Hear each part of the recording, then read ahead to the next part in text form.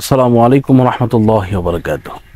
আমরা যদি কোনো কিছু আমরা পেতে চাই, এটা যে কোনো জিনিস হোক, এটা আপনার জমি জমা হোক বা কোনো ধরনের মনের মানুষ হোক বা যে কোনো কিছু, আপনার মনের আশা যদি আপনি পূরণ করতে চান, তাহলে আপনি কি করবেন?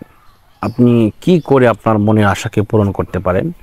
আসুন আমরা জেনে নিই। তো প্রথমত হচ্ছে, আপনাদের মনের আশা পূরণ করতে হলে কিছু বিষয় আপনাদেরকে দেখতে হবে। তা হচ্ছে, প্রথমত হচ্ছে আপনি কি চাচ্ছেন, এটা কি হালাল না হারাম, এটা দেখতে হবে।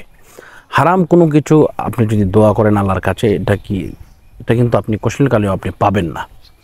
এজন্য আপনাকে ভালো নেক উদ্দেশ্য, সৎ উদ্দেশ্য আপনাকে থাকতে হবে। তো প্রথমত হচ্ছে, আপনি যেমন একটি মেয়েকে আপনি চাচ্ছেন যে আল্লাহ আমি এই মেয়েকে পেতে চাই, এটা কিন্তু হালাল। আপনি যদি বিবাহ করতে চান, যদি প্রেম করতে চান, তাহলে এটা হারাম।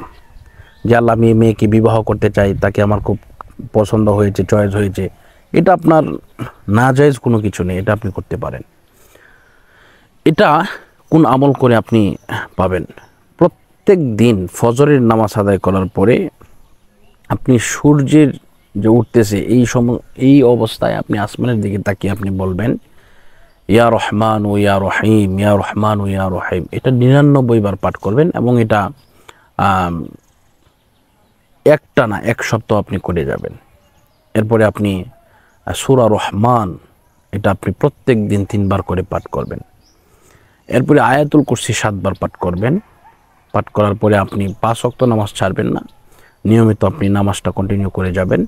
দেখবেন আপনার যত কঠিন কোনো বিষয় হোক, এটা যদি হয়ে থাকে, আপনার হালাল হয়ে থাকে, তাহলে আপনি অবশ্যই আপনি এটা পাবেন, এতে কোনো সন্দেহ নেই ইনশাআল্লাহ।